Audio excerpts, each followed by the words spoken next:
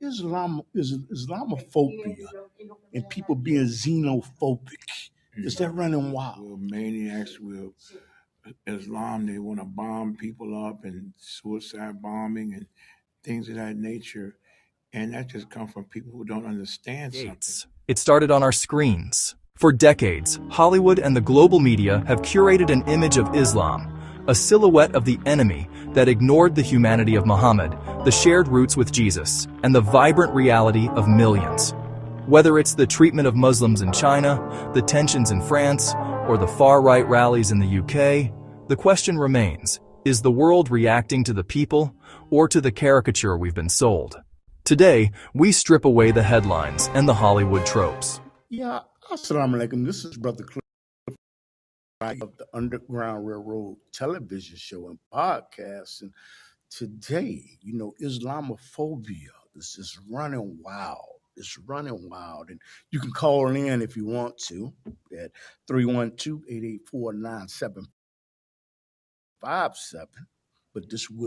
But Islamophobia is running wild. Like the Hawkster said, Hawkamania is running wild. Islamophobia is running wild. And I'm honored to be here with my friend and colleague in Islam to talk about Islam and Christianity. Assalamu alaikum. Wa alaikum salam. Okay. And you know what? I thank you for accepting the invitation to come on. And it's a pleasure. Alhamdulillah. Brief introduction of who you are. Okay. My name is Minister Ben Willis. I do a show called Minister Ben Willis Blast Out Podcast on YouTube. And I've known Brother Clifford Bradley for a long time. We're very good friends. We're brothers in Islam. And I look forward to this is an honor for me to be on your show. Mm-hmm. You know what? It's an honor to have you on my show. Anybody that looks at the Underground Railroad television show podcast, I'm asking you out of humbleness to support his platforms, whatever he does. And those website links will be in the description. Oh, thank you, Aki. Alhamdulillah. Or we're in Chicago in the United States of America. I'd like to ask you, brother, what does the word Islamophobia mean to you? And is it running wild? Like Hulk Hogan used to make a statement. He was a wrestler. Hulkamania is running wild. What you gonna do when a Hulkster comes after you? Is Islamophobia and people being xenophobic? Is that running wild in the world? I think so. I mean, there are misnomers that are pointed at Islam, that we don't believe in Jesus. We're maniacs. We're Islam. They want to bomb people up and suicide bombing and things of that nature. And that just comes from people who don't understand something. When you don't understand something, you're going to depict something that's negative. Just as well as anybody else just walking. Just say, Christianity, for instance. In the United States, people are locked up in prison for rape and murder and things like that. Mm-hmm. Well, the people that are doing it are Christians, and so what we put that stamp on people with Christianity say they're rapists and murderers and slanderers and robbers and thieves. No, those are individuals that do that. That is not the religion. The religion is not the problem. It's the people that do those particular acts. So yeah, to be afraid and any kind of phobia, it depicts something wrong anyway with it. Because the root word of Islamic phobia is Islam. And so no. In fact, Islam means peace. Mm-hmm. That's what Islam means. It means peace. Mm-hmm. When we talk about this, there is hypocrisy and there are hypocrites in Christianity and Islam. Oh, most I'm definitely. asking you that a question because I'm building up for something else. Mhm. What are some of the hypocrites the people that perceive themselves to be Muslim, but they really are. What are they? What is your perception of that, and what makes them a hypocrite? Well, I mean, this is not even a perception; it's a reality. Mm-hmm. That when I go in any ghetto neighborhoods, Yeah. I have the Eastern uh, brothers in the ghetto stores in the black community. They will have pictures of the Kaaba in the store, and they would say "Assalamu alaikum" to you and everything else, and yet still at the same breath, they be selling pork and alcohol um, in the store. Yeah. And Prophet Muhammad, peace be upon him, forbid those types of things. That's forbidden in Islam. So that right there is hypocrisy at the highest form. Also, they'll leave the store, go to Jumu'ah prayer on Friday, and then they'll come back and have sex with underage girls in the black community Yes. and do things like that. If that's not the highest form of hypocrisy, and you never see their daughters and their wives and things like that in in the store. So yeah, there is big hypocrisy in Islam out of some Muslim brothers and sisters. Okay. And when we talk about his hypocrisy, I'm going to use, I'm going to say a famous priest in Chicago. I'm going to say Father Flagger. Okay. He, you know what he talks about civil rights and doing good for people, Hmm. but I've never heard him come out about the pedophilia that exists in Chicago in the Vatican. But can you tell some of the hypocrisy within the Christian religion? Uh, I talk about Father Flagler. Um, I know that uh, you know I went to Catholic school, so grammar school and high school, and I know that the priests that are there, they transfer from parish to parish. They got to transfer, Mm-hmm. but he never has. In In fact, Chicago.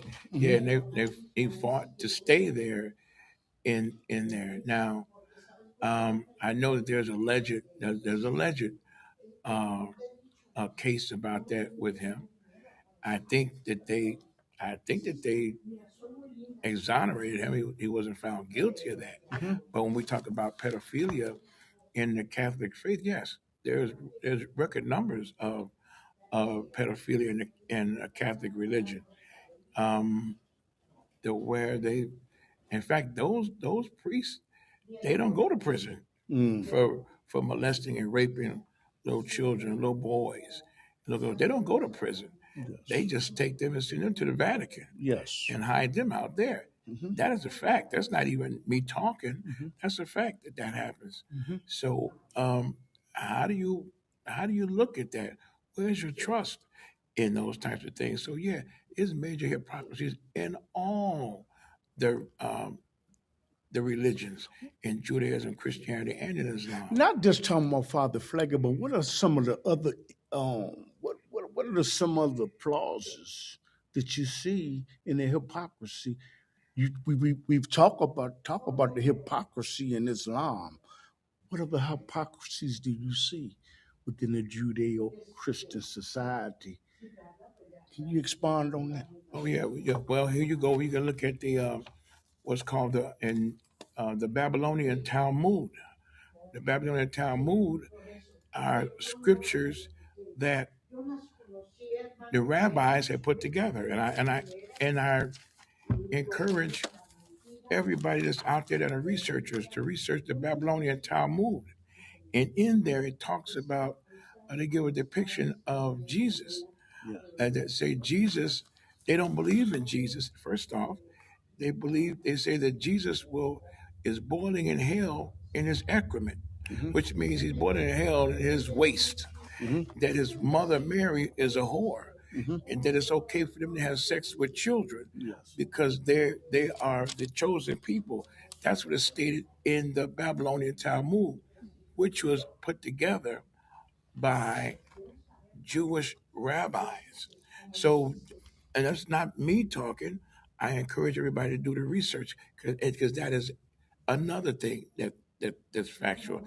And I can also give you a little something in reference to the that when we go into the Quran, where it says and Quran is the holy book of the Muslims. Yes. It says that Almighty God says that uh, it says that the the Jews and the Christians will change the books, that they'll change the Bible, they'll change the Torah, they'll change it with their own hands. Hmm. And so when it speaks like that in the Quran, it tells you that, and you see that they took parts of the Torah out and made it into the Talmud. Yes. And so it says there in the Quran that they will change it, and they did. So look at the Babylonian Talmud Yes. that's by the Jewish rabbis, and you can see just grave Hmm. hypocrisy Hmm. and slander. When we talk about this hypocrisy, what folk want to focus in on you. Hmm. What moral principles did you see within the Islamic religion that made you, I assume that you was a Christian, Yes. deviate from those teachings? And why should Okay. people examine Okay. what you're talking about? Well, I've of course, I come from a Christian background. My parents, my grandparents, my family, my cousins are Christian, and I've been a good guy. I believe in God and things of that nature, and I just believe in being a good person. And so, but my first introduction of looking at Muslims was seeing the brothers with the bow ties and the Nation of woman with the Islam. long dress and everything else, which is called the Nation of Islam, and Muhammad Ali and everything else, and Elijah Muhammad, but never knew really to get in depth into them, Hmm. but to always look at them as kind of mysterious, so to speak, because they dress different, they talk different. But one thing that really grasped me is that they were so knowledgeable. Hmm. And I'm like, how do these guys know so much? And also another thing, there was a mystery to them in the black community is that you don't mess with them. No. You don't mess with them. You mess with any of them, and when it's called a black Muslim, you mess with any of them, that it could be a problem. Hmm. You did not disrespect the women in there because those brothers will come see you. Oh yeah. So it Mm. was always that Hmm. that kind of looked at it, but I never, you know, the bean pies and the Muhammad Speaks newspaper. Then I remember my father, he joined the Nation of Islam, Hmm. and I used to look at the Muhammad Speaks newspapers, and the police were pigs, and the Hmm. white man's a devil, and the black man is a god. And I thought that was a different twist because Yes. when I'm in Catholic school, I seen a white Jesus, I seen a white God the Hmm. Father, and I seen white devil, and everything was all the statues was white. Hmm. So I seen different concepts. Hmm. And then going to church with my grandparents, I would see the depictions of Jesus, of course, and that was white. And so it was a thing of religion. Hmm. It had me thinking about what is it and why. So my transformation to becoming a Muslim, one day, I met this brother named Muhammad Najum. And we were talking everything else, and he's saying, "Hey, why don't you come to Islamic studies with me?" Hmm. I'm like, "What's that?" Hmm. He says, "Like Bible class, go to Islamic studies. He called it Talim." Hmm. And I said, "Okay." I said, "What is that?" He says, "Like Bible study, Hmm. but only for Muslims." Hmm. So I go to it the one day, and this brother that was talking and giving the talk, Yes. he was so smart. Yes. And I'm like, man. And I was asking questions, and he would answer them, Yes. and it made sense. Yes. And I said, I was happy that I went, and then I left and came home, and Brother Muhammad Najm asked me, said, "How'd you like it?" I said, "That was pretty cool. I I understand. I like it." Mm-hmm. So the following week, he said, "You want to go?" And the following week, I said, "Yeah," Mm-hmm. and I went, Mm-hmm. and then I said, "You know what? I think this works for me." Yes. And I said, "Well, I think I'm gonna become a Muslim." Alhamdulillah. And I took my declaration, which means, Shahada. my shahada, Mm-hmm. and that's like being baptized and converting to the religion. And so I became Muslim. The brother who was the instructor name is Mark Shearer. Mark Shearer is the brother who he brought You know, me he's in. editor of the Muslim Journal in Chicago. I know, Okay, but I go ahead. know, I know. Mm-hmm. And so I did that. Now let me tell you this: since that happened, Mm-hmm. once I became Muslim, Yes. then my journey began. Mm-hmm. And I'm fast forwarding. Yes. I wound up becoming what's called the imam, which is a pastor, preacher, minister, Yes. in Christianity. Yes. So I became it, and it was up in Minnesota, Yes. and I had a community that I ran, and so after that, I Mm-hmm. come back to Chicago, Mm-hmm. and I'm with this organization called the Flaming Crescent Society, Yes. and we were doing lectures, monthly lectures, Yes. and so I happened to see the brother. I haven't seen the brother Mark Shearer, who I took my declaration with for maybe 10, 11 years, Mm-hmm. and I looked and I'm thinking, that guy looks familiar to me. Mm-hmm. So I asked one of the brothers in the Flaming Crescent, I said, "What is that brother's name there?" And they said his name is Mark. Mm-hmm.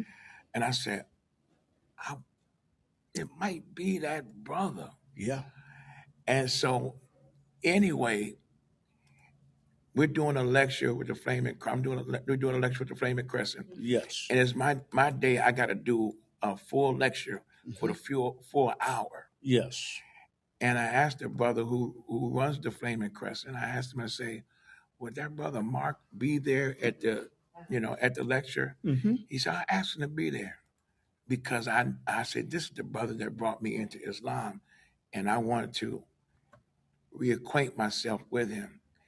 And so, yeah, the brother came to the lecture, Yes. and so I told him the story and the journey Mm-hmm. of the journey of what happened, Yes. and me and him connected. Mm-hmm. Me and him connected like that, and I said that he doesn't know how important it was and impact he had on my life Mm-hmm. in doing that. Mm-hmm. And then what I became the imam, and I had a community, I had a ummah that Yes. I had in Minnesota, Yes. and just that point, Mm-hmm. and me and him embraced and have always been, um, always been indebted to him. He's a good brother. Brother Mark sure plays an integral part in me being who I am as far as Islam is concerned. But now let me say this for my Christian brothers and sisters and brothers and sisters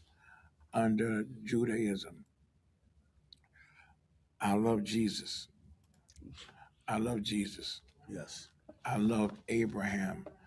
I love Moses. Mm-hmm. I can't be a Muslim without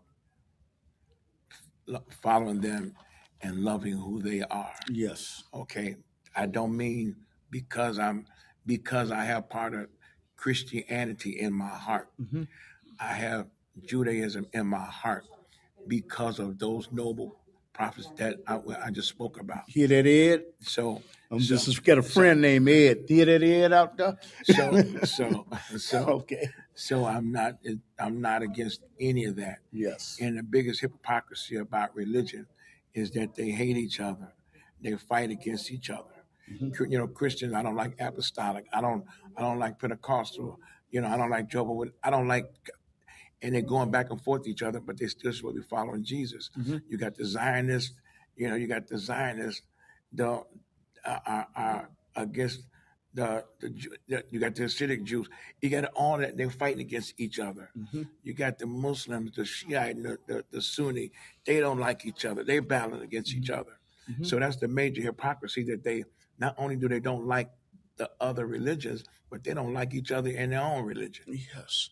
When we talk about the plight and the disconnect and the Islamophobia, Mm, when we look at our brothers in Palestine right mm, now, and mm. it has been bombed out, and Netanyahu is wanted on war crimes. Yes, yes. He's the prime minister of Israel. Hmm. What is your genuine feeling about the brothers in Palestine and them being bombed out in the United States and Israel? So they wouldn't recognize any government that was duly elected by the people, and and I think Hamas was elected by the people. I mean, what are your views about what's going on in Palestine? Um, it's a shame, really, and we don't have no Islamic. In fact, the Muslim world is very weak. Mm-hmm. It's extremely weak. Mm-hmm. You have Saudi Arabia, who the United States embassy has set up shop there. Mm-hmm. They're in the bed with the United States, and they call the United States the house of Satan because everything goes. Mm-hmm. That's what they're called from the Muslim country, the Muslim world. Mm-hmm. And so, how can you have a strong Islamic base when you got the Muslims with themselves on the other side of the fence with other people, just like in Iran, Mm-hmm. just like Iran. You got Saudi Arabia against Iran. Mm-hmm. I mean, don't you feel it's a tragedy what's going on with the Palestinians? Well, it says in the Quran, I paraphrase it, that if you fight one Muslim, you fight all.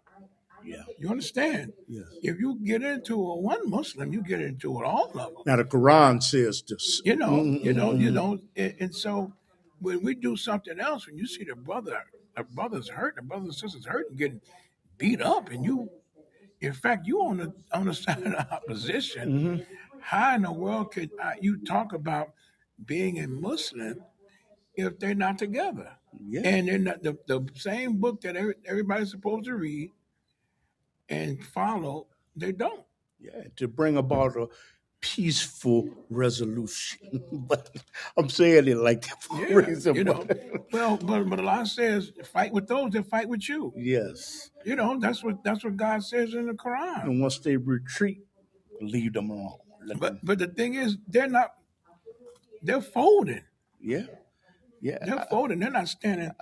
They're not standing with the rest of the ummah. When you say this is a strong statement and it's the truth, would you say that Saudi Arabia having American troops on the ground in Saudi Arabia, this is wrong? And why is it wrong, and why? Saudi Arabia sold out. That's all too. They bought out. Okay. They had a homosexual imam. No. He had a pink Quran. Yeah, I don't want to. Oh, well, I'm gonna say it. I'm gonna say it. I want to get knocked off YouTube. Yeah. Well, I'm saying it. I'm saying it. He's not saying I am, but that is a fact. Yeah, that's a fact. That's not.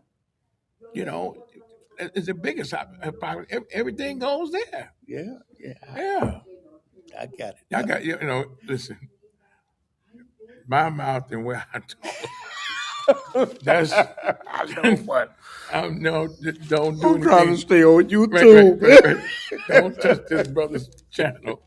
Don't touch this brother's channel. But I am, go to Minister Ben Willis podcast. I'm the one that said it. But you're saying that it is unjustifiable for foreign troops to be on Saudi Arabia land. Why? Sure. Why? Sure. Why? Because because when you own Saudi Arabia's land fighting us, the Muslims, that's why it's wrong. That's why it's wrong. Okay. That's why it's wrong. Mm-hmm. You know, when we look at right now in the UK or England, there are thousands of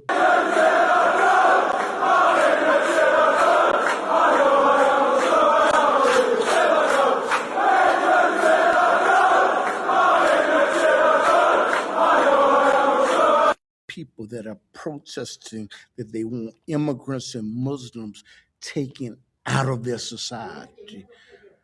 As you watch the news, what goes through your head when you see something like this? And what are your feelings about what's going on in England and the UK about wanting to remove Muslims and immigrants out of their country because they feel that they are entitled to, they're following the rules, but they're getting aid and they're getting things like that. What is your feeling about that?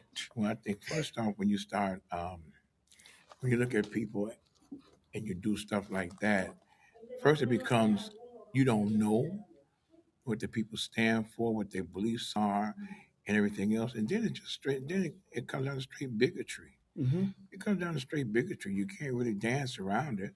It's because I just don't like you, Yes. and I don't want you around. Mm-hmm. So when I don't want you around, get out. Just get you out of here. It's just that simple. That's not hard because being a black man here in America that's grown up and not understand what slavery is all about, anybody's plight that's going through anything, we have seen it for 400 plus years, Mm-hmm. and we're still witnessing it now. So, and it ain't got nothing to do with because we did anything wrong, anything else. It's just because you have built-in hatred for people. Yes. And you know, when we talk about Islamophobia, we know that France and the UK, they want to outlaw the burqa. What is a burqa? A burqa is something that the Islamic woman puts on, and they want to outlaw the niqab, which is not obligatory for a woman to wear niqab over their face to hide their beauty. What do you think about when you heard about this in France and the UK that wants to ban the burqa and the niqab? What are your views about that, brother? Well, you know, when you're doing things that are people's religion, anything you can try to strip away from them to upset them about the way they carry themselves, where they dress, their mannerisms, and everything else. It's just the point that it's simple as just I don't like it, I hate it, I don't want to see it, and I don't want it to be in my face. And that you know, and that's it, and that's it. You know, Mhm. that's it. And so I get all of that. You know, I understand that. I'm not shocked. You know, I'm not shocked. And like I say, the hatred that the Muslims get around the world, the planet, is because first off, you don't really understand. Mhm. And the thing is that out of all of that, Muhammad Ali was beloved all over the planet. Yes. You know, he was beloved all over the planet, and he never wavered on him being a Muslim. Mm-hmm. So it comes down to what you understand and what you don't understand, and then you have that bigotry and the hatred and the racism for that you don't like. You know what? As we go around the globe and look at Islamophobia in China, you could be sent to jail if you are observing Islamic practices. Why is this? Well, And is this wrong? China continues to erase Islam within its borders. If you watch Gravitas regularly, you already know what's happening in Xinjiang. The template is now being applied elsewhere as well. The Chinese Communist Party is shutting down hundreds of mosques in Ningxia and Gansu provinces. This Sinicization of Islam is being called Operation Consolidation. Local authorities are shutting down mosques, giving them a makeover. They are being made to look Chinese. The Human Rights Watch has raised a red flag on this. According to their report, China is not just closing down mosques. They are either destroying them or repurposing them altogether. In the Muslim-majority village of Liaoqiao, located in the autonomous region of Ningxia, 3 out of 6 mosques have had their domes and minarets stripped away. The rest have seen their main prayer halls demolished. This is how it happens. First, they remove the external elements of the mosque. Then they remove the facilities like the prayer halls, podiums for the preachers. And when people stop going to the mosques due to them being rendered non-functional, the Chinese authorities exploit that as a pretext to shut them down. According to satellite footage obtained by the rights watchdog. I don't know. I don't think so, because if that's their law, because in the United States we can practice freedom of speech and the right to practice your religion. In other countries, you don't. And so, and if you don't, you know the consequences, and they don't sugarcoat what you can do and what you can't do. And if they got parts. If you steal something, you get caned. Remember that the caning and everything else. So that's their law. So to go and practice it and do that outwardly, then you are going against their laws and their rules, and there's consequences behind it. Um, I mean, I just. So there's just so you're going against their law. So you saying there's is there just are you saying there's justification for what China and President Xi is doing? There's justification there. If that's their law, then so as Muslims, we have to we have to obey the laws of the land. Yes, that's what we got to do. So if the law over here says you can't practice this religion, then and we got to obey the law of the land, but we know if we practice religion, they'll chop our heads off. Then that defies common sense to stay there. You understand? Unless you just will hide yourself and just worship the way you worship. So, yeah, those are tricky situations. Yes, sir. Well, I mean, when we look at, I'm going to come to the West in our hemisphere, okay, the United States of America. There are people in Texas right now, and they wanted to build a whole Islamic community, and the tech people in that Texas area, they were outraged.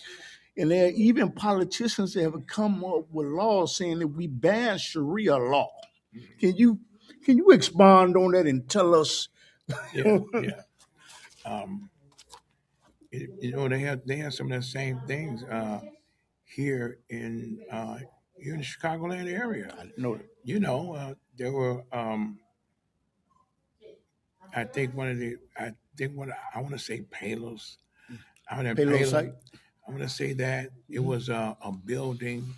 I think it used to be it was an abandoned school, and there was some Muslim brothers and sisters wanted to make it a mosque, and the township was totally against it. Were totally against them building a mosque and a masjid in that area, and so the people are outraged with that, and I don't even think they had a chance to open it. And they would have got pushback from it. So yeah, in that instance, you're not wanted there. That's just a reality. But now here my thing is now. Opposed to putting it all in that area in Texas, there's black communities that are void of masjids in the community. Yes. There's vacant lots in black communities that there's nothing being built there. There's in communities all over the country. Why don't the Muslim brothers and sisters go and open up and take that land and build masjids and mosques in the black communities? Why don't they do that? I haven't seen that yet. I haven't seen it yet. But most of the time when they want to go in unincorporated areas that's not in the black neighborhood. Not in the black neighborhood, but somewhere like in our instance here in Chicago. They're all out in Bridgeview and Downers Grove and Villa Park. none on the south side of Chicago, none on the west side of Chicago. There's none of them that have done anything like that. Mhm. They, in fact, all you see that you got makeshift, raggedy storefront mosque. Mhm. It's storefront raggedy and horrible Mhm. by brothers trying to run it, but you see nobody that want to take any infrastructure and build that here in the city of Chicago and all throughout all throughout the United States. So, we're talking about we're talking about Islamophobia, and we're talking about the hypocrisy. So I want y'all to understand the hypocrisy of that. Mhm. Yeah, I mean, we touched on it, but I would like to ask you again. Do you think this is legitimate that there are elected officials in the United States talking about Sharia law will not be the law of the land? I think it's outrageous, but I don't know if you saw that on the news. But can you comment on that, please?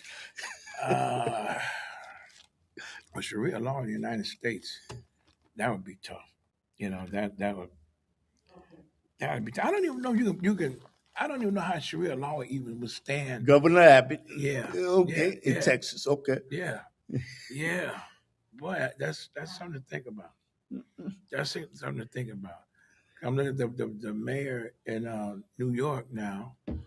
Um, People have pretty good backing for him. Mm-hmm. The brother in New York, Marianne, I think. yeah, the Muslim brother. I mean, so the Sharia law sound like you don't. Yo, Okay, you don't want the to. Sharia law is, I'm talking about the I legislation. know, The legislation that was I know, introduced. I know, I So know. you'd rather just stay on. Yeah, Okay. yeah, Stay away. Sharia law, yeah, You'd yeah, rather stay away from it. yeah, You know, it's talking about the mayor in New York, which he is a renowned Muslim, and he's being demonized because he wants the rich yeah. to pay more taxes Hmm.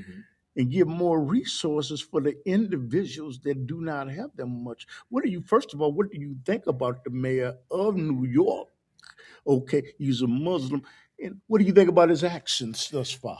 I think that he's trying to stay in accordance of the faith, and that's such a thin line because you're talking about faith and then politics or politics, and he's trying to stay there. And when I can't. In the Quran, it talks about taxes and usury and things of that nature about money. Um, he's trying to stay right there in them boundaries, Mm-hmm. but it's not popular for the rich. Mm-hmm. It's not popular for the Mm-hmm. rich, and I just I pray for the brother and hope that he's able uh, to make his accomplishment without deviating from the faith, because he's going to have a lot of opposition. Mm-hmm. He's going to have a lot of opposition, and there's people waiting for him in the wings. The news media is relentless Oh, in New and York, brutal in their attacks. yeah, And he's just trying to get back, get yeah, zakat to a certain extent. right. You know, when we talk about Islam, there are five moral principles in Islam. And I would like to ask you, how could an individual say that Islam is evil or bad religion if they believe in one God? And can you explain the first pillar of Islam? Well, the oneness of God, yeah. Um, but when we talk about when they try to say Islam is evil, Mm-hmm. the first thing they look at is they look at uh, suicide bombers, and when they hear the war cry, Allahu Akbar, and all of a sudden, you know, that's they look at that as being a war cry for Muslims, which it is not a war cry for Allahu Muslims. Akbar. It is just um, you making a statement that God is the greatest. Mhm. That's what it means. It means God is the greatest. In the English language, Allahu Akbar is the Arabic, but in the English language, it means God is the greatest. Mhm. But when people fight or to gain strength, they'll say that. But when you see people, they say, well, they're blowing up buildings and everything else, and that's all we know and you paint a depiction of Muslims as being suicide bombers. Why don't they bring up Constantine out of curiosity? But go ahead. Yeah, But go ahead. yeah. Well, the thing is that it's not true. It's not true. Islam means peace, and but one thing about the faith, it tells us not to turn the other cheek. We don't turn the other cheek. So if you hit me, I'm hitting you back. You know, so that's just a part of still educating. If if people willing to if people willing to listen to you, you can educate them. If they're not willing, then they'll just keep the same idea about you. And for people, and that's interesting, believe in one God. That's one of the pillars. And how could Islam be evil if we pray? One of the pillars is to pray 5 times a day. Maybe you can explain about the 5 days a day, 5 prayers a day. Well, um, when you pray as often, which is that the Muslim prays 5 times a day, we believe in one God, the one that made all of us, the one that created all the heavens and earth, everything and everything. If that is what we believe in, and you pray to God on a regular basis, it's the schedule is to pray 5 times a day. Then your mind and your thoughts and your spirit is all centered on God. So the thing is that you can't take what a person do that you don't understand and say, okay, that's all of them, because that's not the case. And so it's people's sometimes ignorance. Some people don't want to know, and some people just uh, want to be prejudge those who are called Muslims. And if we're evil, I would like that for people out there that are looking and have misconceptions. I think one of the pillars is zakat. Maybe I'm getting it wrong. We pay zakat. Would this be the act of an evil person? And can you explain what the zakat means? It means charity. Okay. Zakat means charity, and that you have charitable acts toward human beings. And of course, with anything, whether it be money, food, or just a kind word or things like that, and those are things that, which is something that all human beings should do. You know, all human beings should do that. But when we're talking about Islam and what it's about, that is one of our principles is to be charitable. And so it's the oneness of God, to pray 5 times a day, but to be in prayer, you know, to be prayerful, and and to give charity. So yeah, that is our component. Those are some of our principles that what Islam is all about.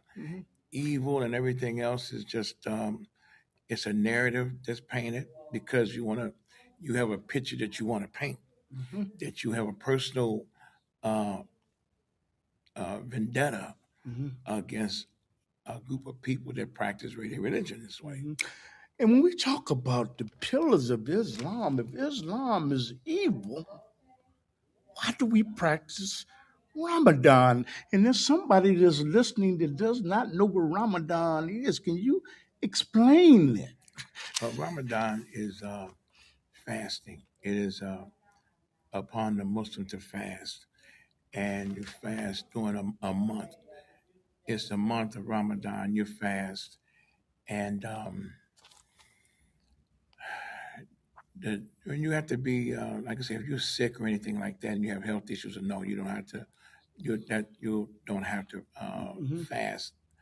The fasting, what it does actually, it's to make you concentrate more on God, because now you you find yourself with food and water during the daylight hours, and so you focus more on Almighty God, and you deny yourself that. It's for your spiritual strength.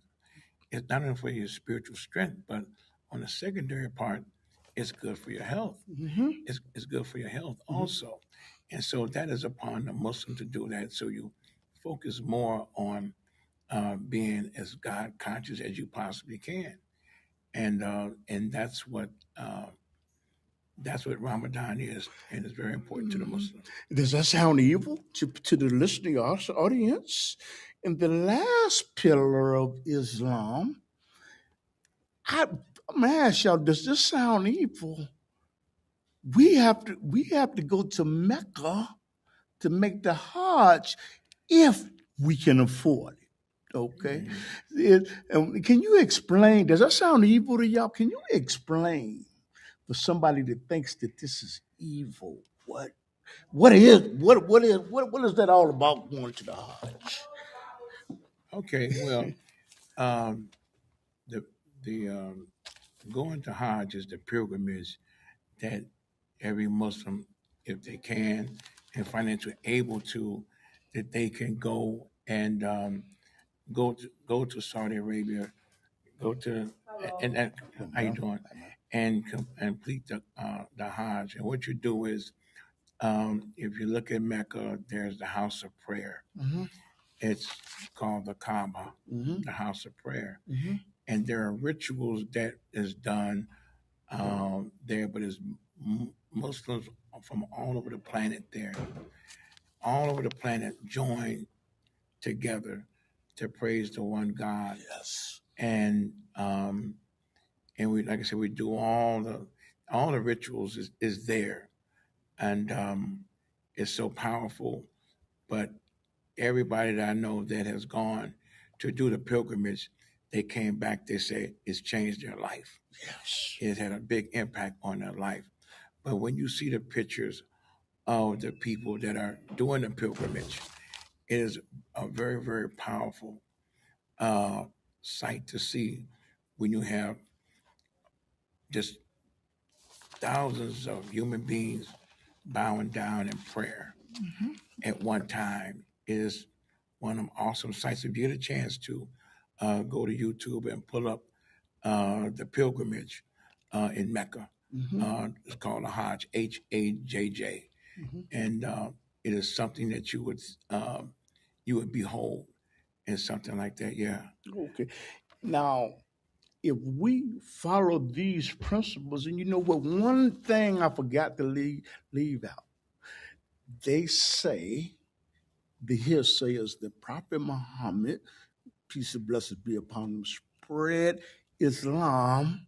This is represented with the sword, but it says in the Quran that there's no compulsion. About there are people that have misconceptions, actually believe that the Prophet of Islam spread Islam with the sword. Can you give us insight on that, please? Sure.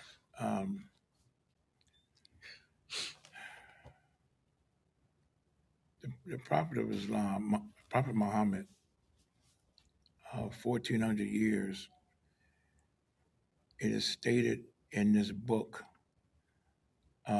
called The 100 Most Influential People. Mm-hmm. It's by an author named Michael Hart. Mm-hmm. He's a Christian man. Mm-hmm.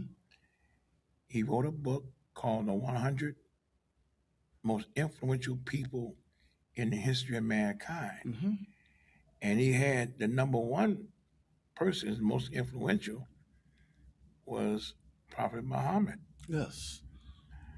I think Jesus was number 4. Mm-hmm. I think number 4. But I'm saying it to say this. Right now, Islam is the fastest growing religion. It's still growing. Mm-hmm. I mean, it's still growing. It's over 1 billion of us still right now, I think. Mm-hmm. And when you have misnomers about, he spread it with a sword. He was cutting people's heads off and things of that nature. Yeah. No. If you study the life of Prophet Muhammad, he was a very humble man. We can't talk about his humble beginnings and everything else. When people tell lies on you and stuff like that, that's not you. Just research. Research. But the thing is, though, anytime, let me say this, though, to the viewing and listening audience, anytime you have a person that is talking about a God, a spirit that no one sees, Mm-hmm. you're going to have pushback. Mm-hmm. People are going to come for your head Yeah. because during those times there was no computers, there were no TVs, there were no radios, Mm-hmm.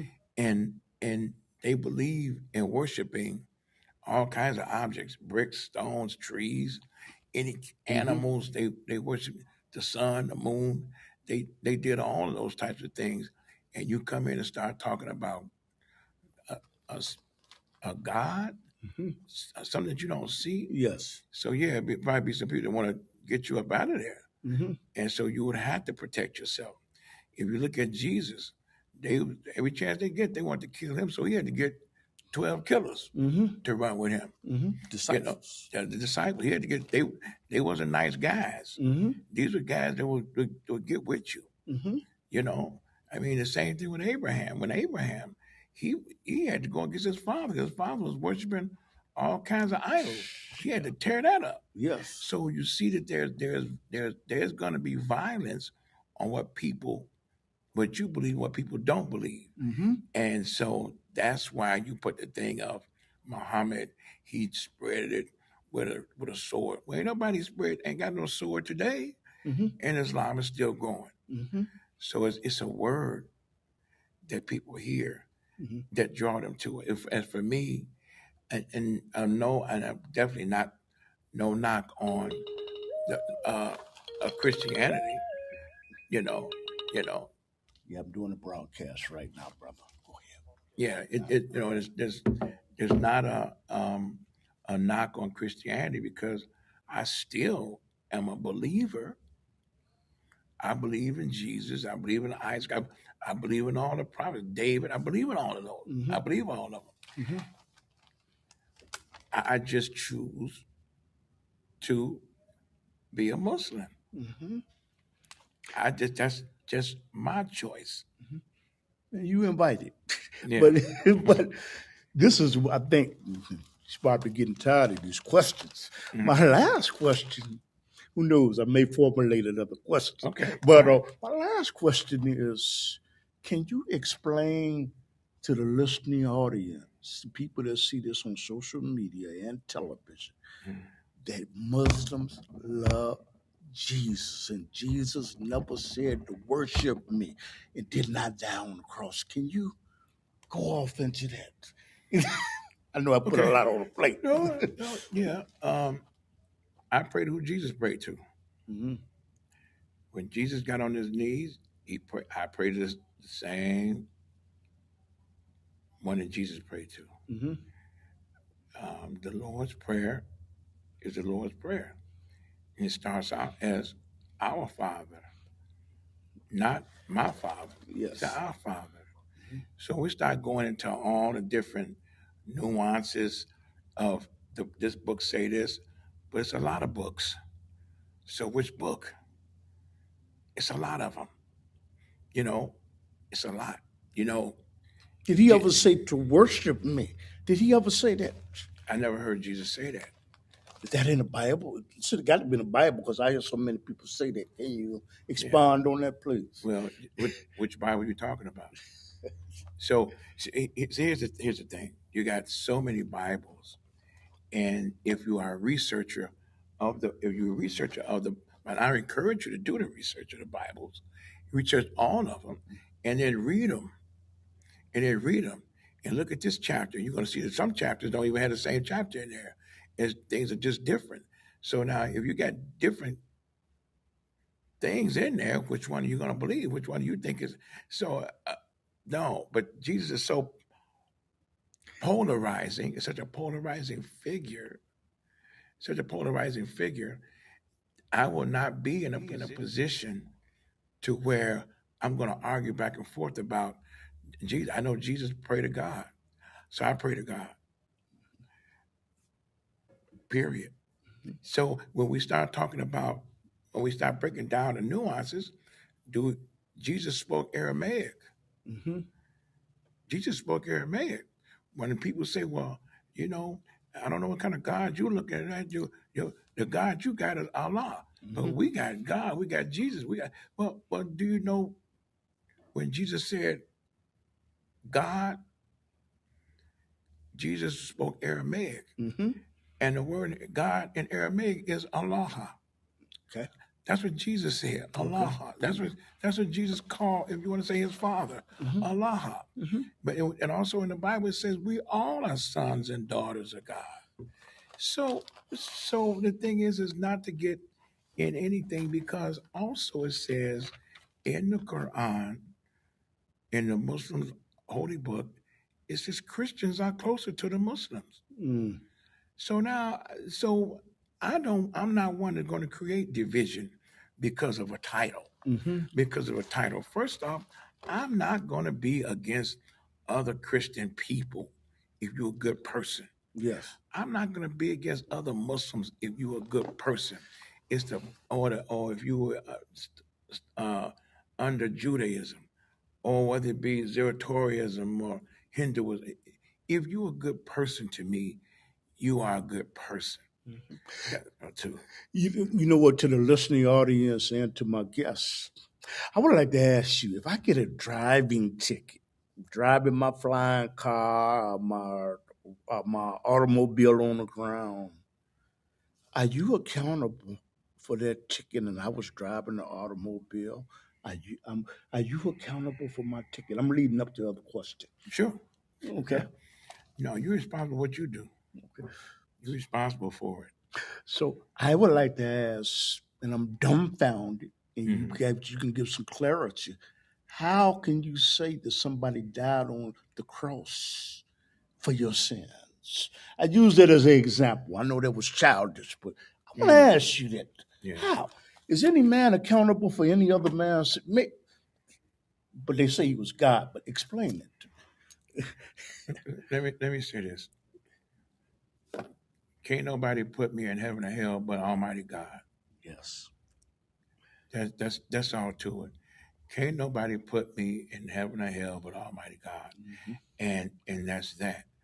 When we start talking about people's belief systems and what they believe and everything else, because everybody's gonna fight on what they believe in. Mm-hmm. You got Christians gonna believe what they believe in, the Muslims gonna believe what they believe in Judaism, they're gonna believe what they believe in, and they're gonna stand on it, and a lot of them gonna die on that. And so I just think it's just me, brother. If listen, if you want to believe the cow jumped over the moon, I'm okay with you believing the cow jumped over the moon. But when we start looking at things that are, we look at common sense. Can you um, can you do the time if I created a crime and you do the time for me? Does it make sense? I leave it up to you. To if you want to listen to the audience, you let me know if that makes sense. If you do anything wrong and I go out and I say I'm gonna go take the hit for you, and that's gonna get you off. I don't know if we're gonna be judging people and stuff like that.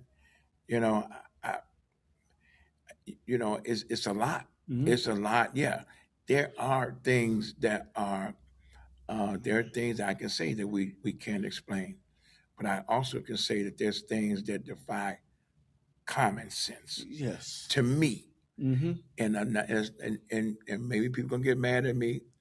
Okay, you get mad at me again. Like I said, ain't no one can put me in heaven or hell but Almighty God. So if you're mad at me, but I'm just expressing my opinion Mm-hmm. that if someone died for my sins, then Yeah. well, what about beforehand, Yeah.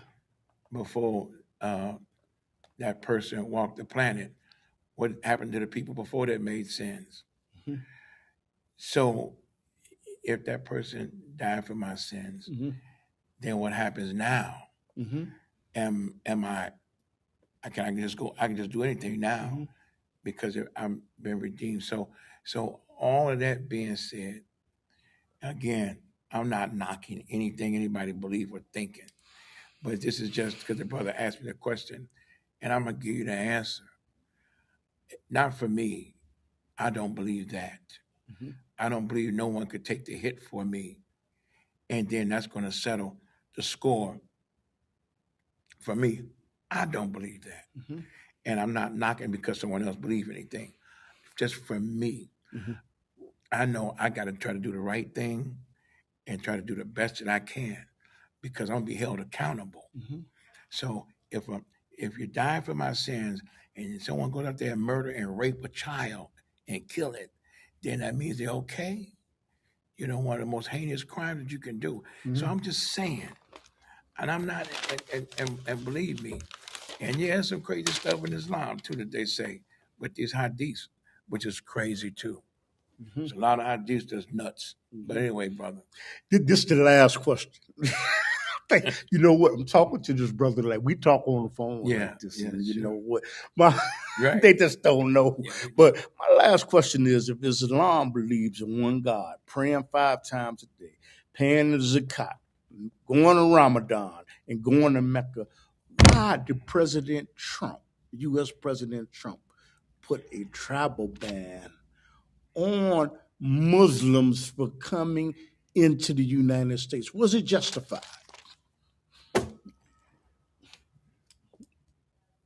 now you're talking about somebody that's what's the approval rating? Is the approval rating right now is what? 39%. Yeah, and Yes. they say by this week it'll be 12. Mm-hmm. Um, this guy's an idiot. So, but for the sake of conversation, no, it's not right for him to do something like that. You say we need more people from Holland and Finland right. and Germany to come in. Okay. But the thing is that there are already Muslims here. Yeah. There's a lot of Muslims here, just in the United States. There's a lot of Muslims here. And guess what? These Muslims here are having babies. Mm-hmm. And they're having babies. So, you know. Give us a greater voting base, but go ahead. Yeah. But they're still here. You can't stop that, Mm-hmm. you know. But yeah, that you know, he's an idiot. And so, you know, I can't give him too much airtime as far as I'm concerned because I don't want to dummy down on he's just an idiot. So Yeah, okay. yeah. So you know what? You're watching the Underground Railroad podcast with people out there, and I also this will be on Underground Railroad television show. I'm gonna give myself a cheap plug. I guess I can since it's my show. That's right. You come on every Saturday night at 10:30. But the thing is, I've been asking you questions. That may be a specific message that you want to relay to the listening audience, and please give your contact information and talk about your plug. Plug it all. Go ahead, brother. Okay. Again, we talked about Islamophobia. We talk about that, and I hope we can clear up some of it. When it comes to me being a Muslim, I'm a black man first, and my religion, how I practice, is Islam. But I love my Christian brothers and sisters also. I sit among my Christian brothers and sisters also. Anybody who's a believer in God, I'm with you. You know, I'm with you. So, so to let people know that I don't walk around with a long beard or a bow tie or anything like that, and dressed in Eastern garb. So you wouldn't know if I'm a Muslim anyway. You just say he's a cool guy, he's an all right guy, and that's what most brothers and sisters that are Muslim, they are good people. We're not trying to do anything wrong. We're just trying to live our life and continue to keep praising God. That's all we're doing. And like I say, those who are believers in your faith, stay diligent to it. God has sorted everything out for us, and just ask for God for understanding and everything else. And also, you can check my shows out. You can go to YouTube and put in Minister Ben Willis, Blast Our Podcast. You will see my shows, and it is it's I talk about a plethora of things. They are I've talked about a plethora of things. So yeah, tune into that. Just check out my shows. And thank you, man, for having me on. Assalamu alaikum, brother. Wa alaikum salam. So how you doing, brother? So you're looking at the Underground Railroad television show and podcast, and I urge anyone that looks at my platform to support his platform. He's the real deal, and he's a good Muslim brother. Okay, so I'm gonna leave you in the words of Assalamu alaikum rahmatullahi barakatuh and say anything that I said that was wrong was from myself. I'll be waiting for you. Okay. The good comes from Allah, and I don't think that I'm saying that right. That's okay. Good comes from Allah. Yeah. Good comes from Allah. So I'm human, make error, but this deen of Islam is coming with peace, and it's going to continue to spread no matter what the detractors do, whether they use social media, they use radio, they use television, and all this to cause, to exasperate, to spread Islamophobia. This is a good deen. There's good and bad people in every religion, in Islam and Christianity and Judaism. So the majority of people that follow Islam is not going around talking about, we want to blow up a building or something like that. You got to know that. Okay.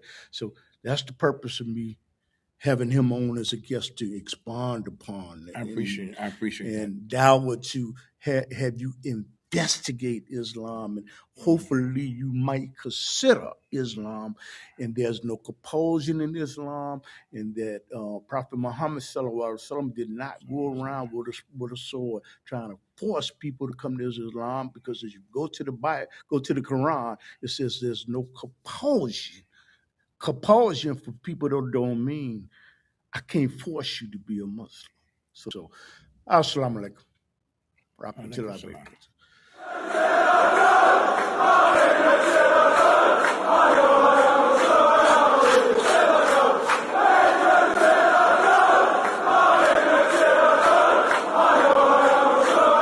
A signature on a page, a word spoken in a closed room. Sometimes it only takes a moment to reignite a fire that has burned for centuries. From the streets of Chicago to the squares of London, the world watched as borders became barriers, not just of land, but of identity. When the Muslim ban was signed, it wasn't just a policy, it was a mirror.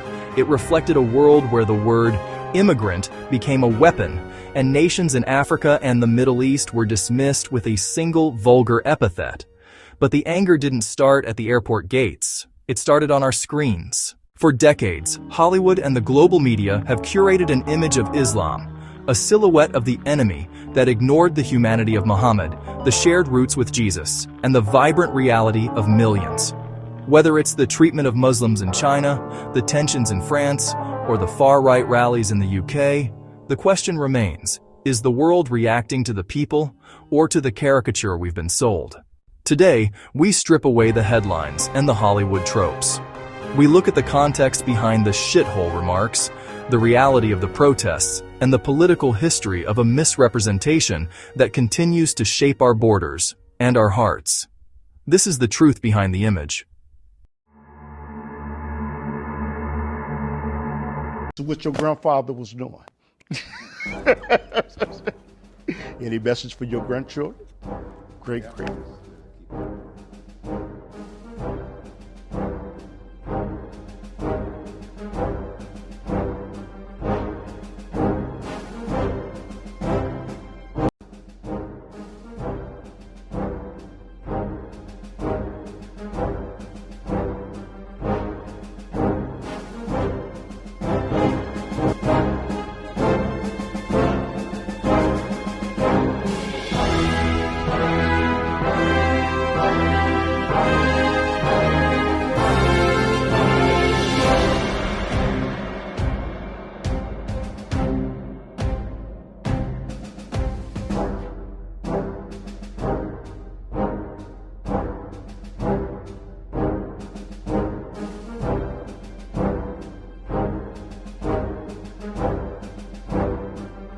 Because I happen to have known someone who was in the NSA.